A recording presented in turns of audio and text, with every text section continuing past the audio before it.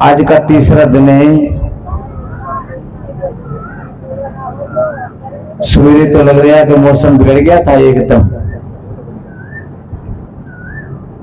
लेकिन अब ठीक है।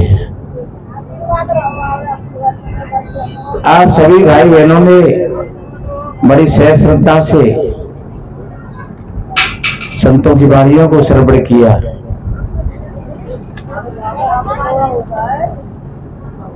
मैंने निवेदन किया कि ये ज्ञान यज्ञ है, और जो ज्ञान यज्ञ है ये विचार और विवेक का मंच है। जहां विचार और विवेक का उद्भव होता है वहां समाज में वातावरण अच्छा बनता है। अधिक विशेष बताते हैं, यज्ञ में घी, तिल, जौ इत्यादि चीजों को इकट्ठा करके और हवन करते हैं, जलाते हैं, और बताते हैं कि देवता खुश होते हैं। लेकिन सच्चे अर्थों में ये ज्ञान यज्ञ होता है, इससे वातावरण शुद्ध होता है, अच्छा होता है। जो समाज में अंधविश्वास, रूढ़िवादिता, अज्ञान, भूत प्रेत, जंत्र मंत्र, टोना टोटका, भैरव भवानी इत्यादि इन सारी चीजों की मान्यताओं को लेकर के और मान करके और प्रत्येक प्राणी बोझिल हो जाता है, भारी हो जाता है, भीतर में टेंशन बन जाता है। और जो भाई बहन सत्संग में बैठते हैं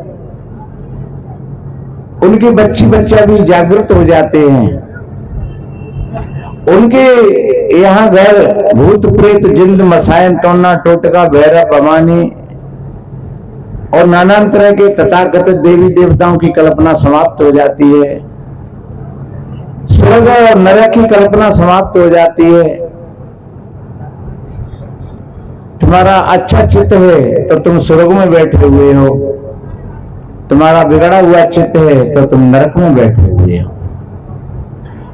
चित्त में टेंशन है, भय है, मलिनता है, आप क्रोध के यथासागर में डूबे हुए हो।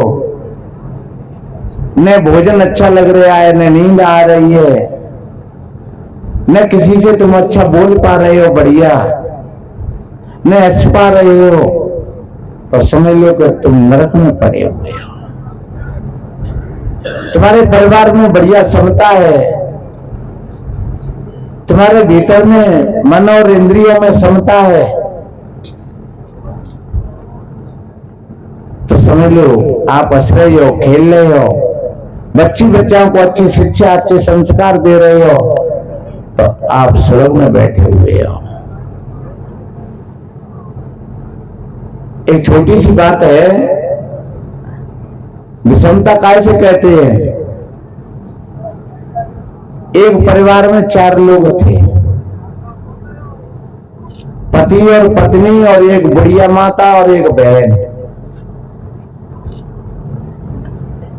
लेकिन चारों में विषमता थी। पति पत्नी में भी ठीक नहीं बनती थी, सास बहू में भी नहीं बनती थी, माँ बेटी में भी नहीं बनती थी, और ननंद और भौजाई में तो घुर्रा तोर्री होती रहती है हर वक्त। कोई एक बात जगह बैठ करके भोजन नहीं पाते थे, ऐसी विषमता थी। वो लड़का था, मास्टर था, और एक दिन गया तो वो मित्रों के साथ में और बाजार में एक पाजामा बनवाया उसने, और वो पाजामा होनहार 4 अंगुल नीचा हो गया। सोचा कि चलो माता जी मशीन चला लेती हैं, देवी जी भी चला लेती हैं, बहन जी भी चला लेती हैं, मशीन घर पर रखी है, 4 अंगुल कटवा करके और सही करवा लेंगे। जब आकर के मार साहब ने अपनी मां से कहा, माता जी ये मेरा पाजामा 4 अंगुल नीचा हो गया है, इसको 4 अंगुल काट करके और जोड़ करके रख देना। तो माता जी झुंझला पड़ी, कहने लगी एक बात बताए रे, तो गुलामी नहीं करते रहूंगी, तू अपनी पत्नी से क्यों नहीं कहता है? वो क्या कागज पलटेगी है? तेरे काम को नहीं करेगी तो और क्या करेगी? वो सोती रहती है, पड़ी रहती है, खाती रहती है। मां ने नाराज होकर के और पाजामा को फेंक दिया। फिर मार साहब उस पाजामा को लेकर के और पत्नी के पास में पहुंचे। पत्नी से कहा, देवी जी ये 4 अंगुल पाजामा मेरा नीचा हो गया है, इसको काट करके और जोड़ करके रख देना। देवी जी ने कहा, एक बात बताओ का क्या घर में रोटी नहीं खाती हो? वो डुबरिया ना कर सकते या काम में बैठी बैठी, और अपनी बहनिया से क्यों ना कहते? वो कब काम करेगी? पत्नी ने भी फेंक दिया उस पाजामा को नाराज होकर के।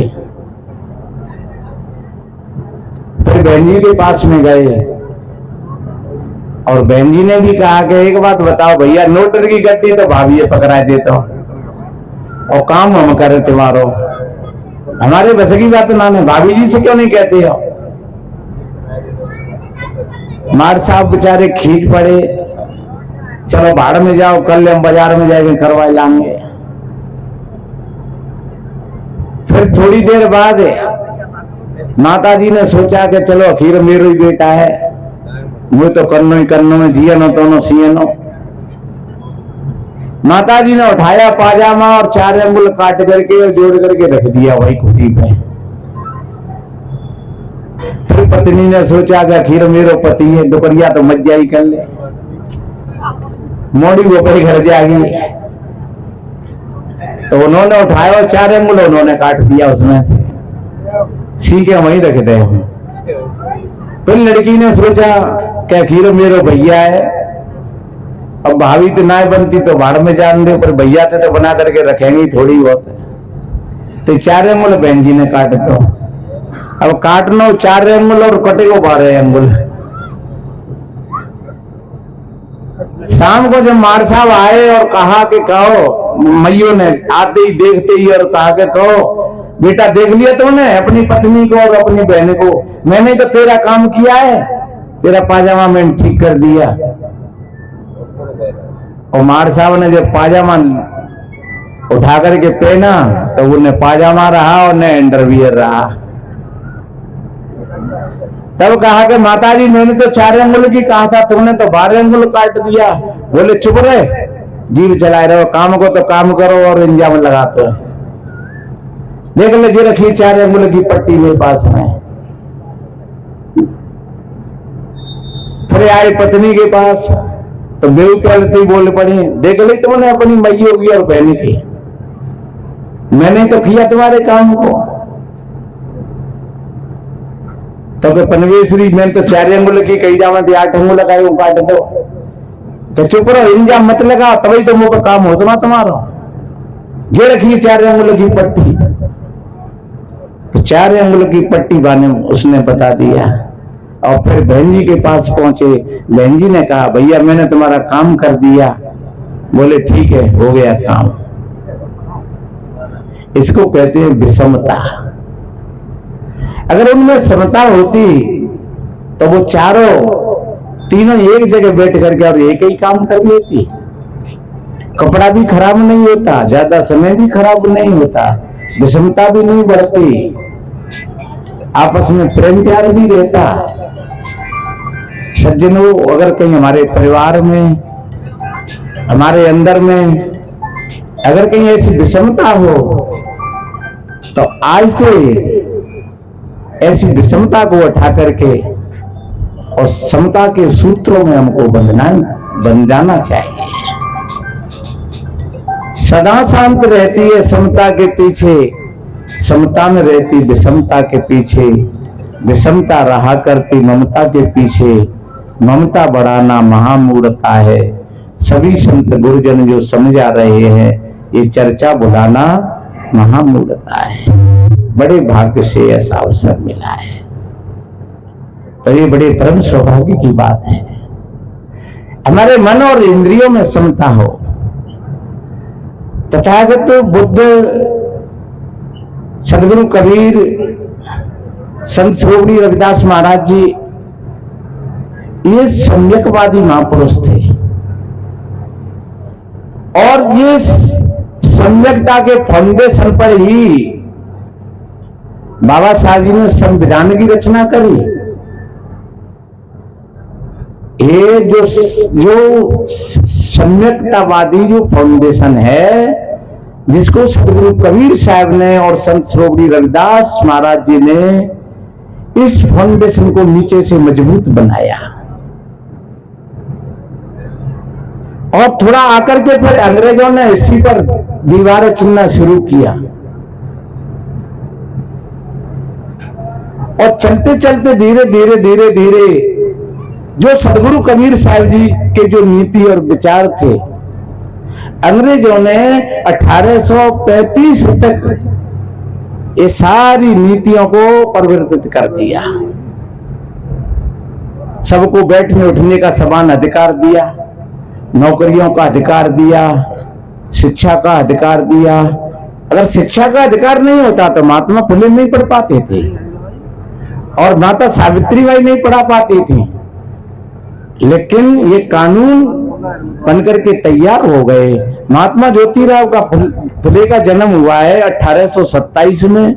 1835 में शादी हुई और फिर उन्होंने बच्चियों के लिए विद्यालय खुलवाए और बनवाए और फिर उन्होंने एक सत्याग्रह, एक समिति बनाई थी और वो बहुत बड़ा उनका संघर्ष जारी रहा था।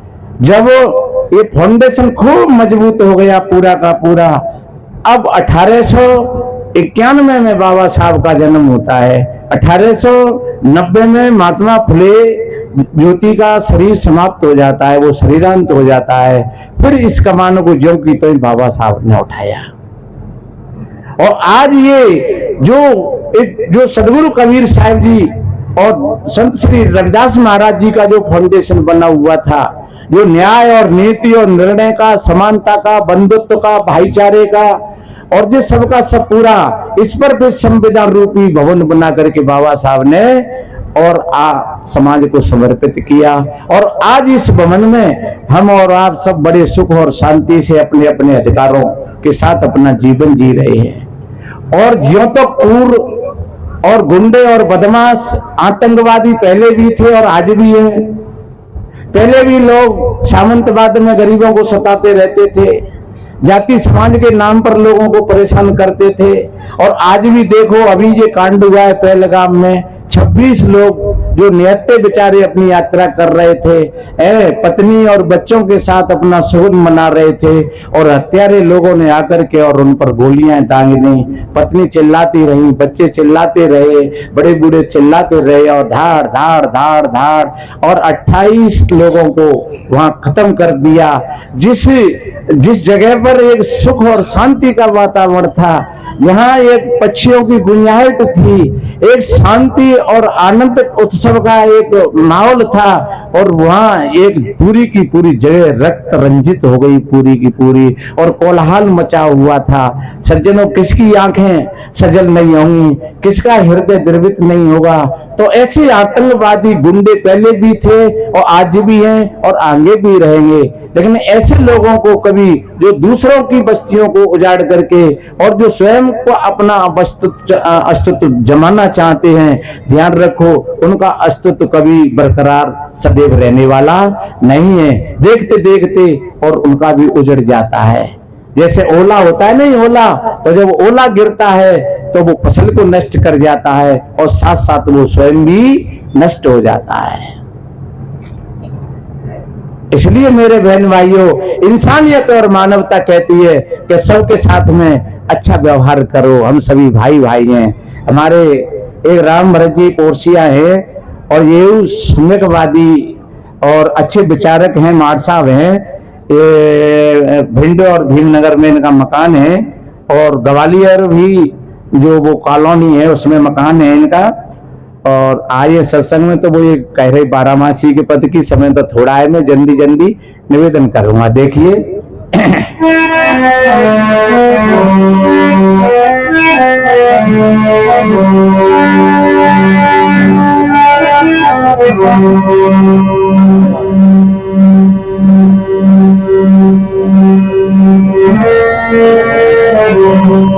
मैंने निवेदन किया, सबसे हिली मिली चलो जगत में जीवन थोरो है।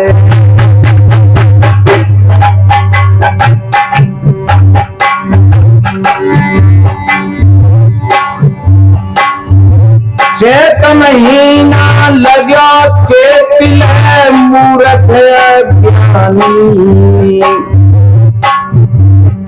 और जन्म मरण के दुख तोर के भूलो अभिमानी।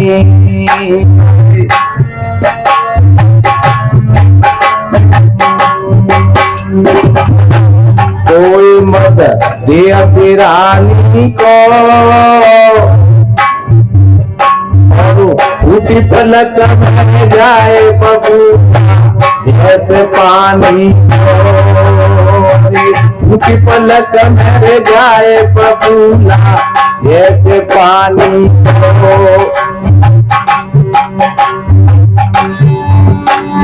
अरे नेम से क्यों जी चोर होए, तुम सबसे हिल मिल में जीवन थोरोगे। भैया सबसे हिल मिल चलो जगत में जीवन थोरोगे। यारो सबसे हिल मिल चलो जगत में। जो चीज तुमको मिली है बड़ी सौभाग्य की बात है। बढ़िया सुंदर शरीर मिला, बढ़िया ये मानव समाज मिला,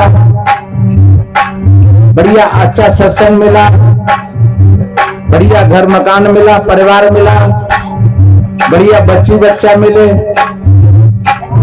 इसका सबका सदुपयोग करते हुए गर्म मत करना, घमंड मत करना कि मेरे को मकान कोई बनाए ले,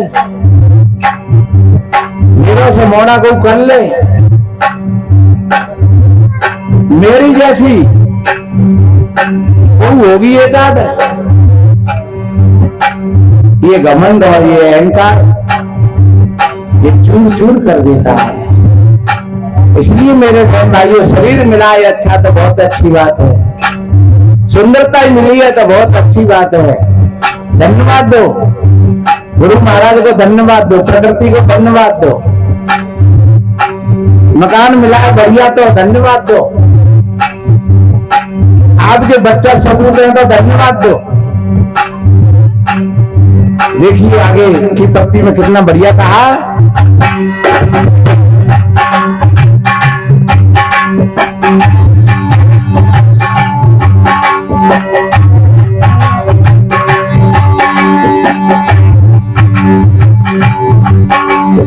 लागत ही के साथ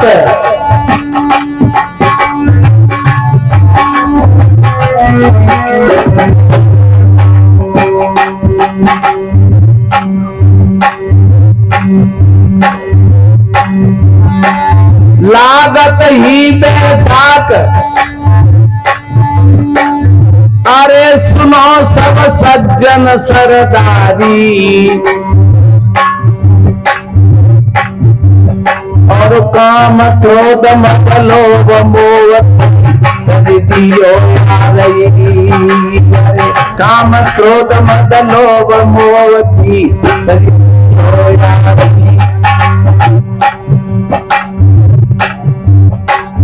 अरे काम सब हीते बोध होए। अरे तुमको दुख सुख करने वाला कोई नहीं है। अगर दुख और सुख मिलता है तो तुम्हें अपने हिसाब से मिलता है। मैंने पहले कहा था कि अगर आप क्रोध की धारा में डूब रहे हो तो आप नरक में डुबकी खा रहे हो। कल भी मैंने इस पर चर्चा किया था।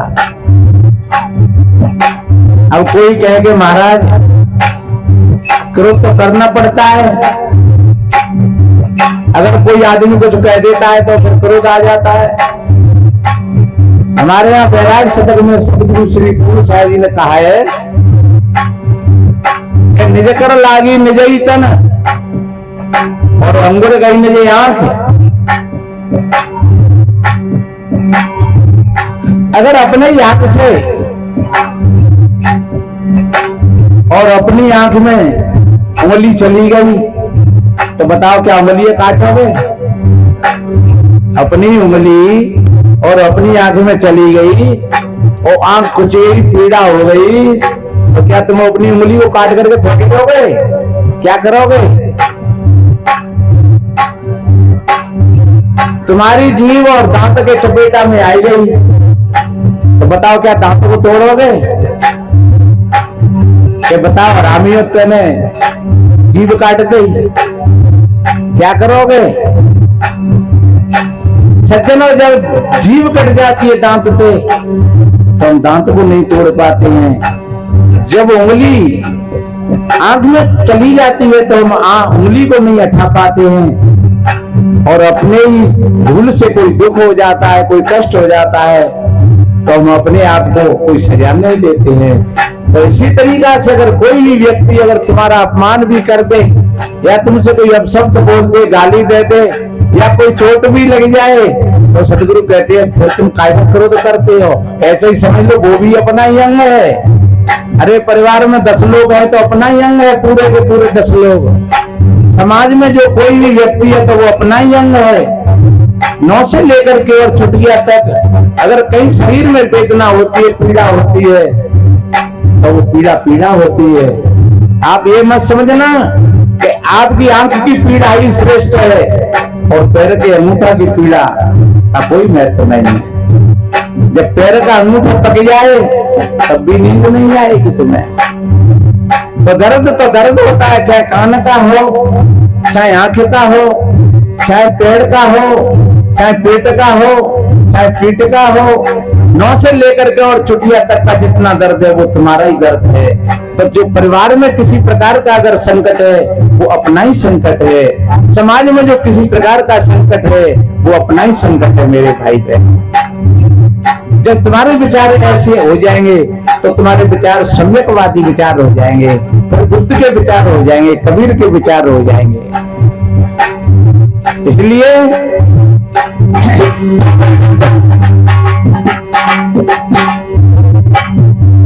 हर काम क्रोध मत लोभ मोह तजी पियो गई।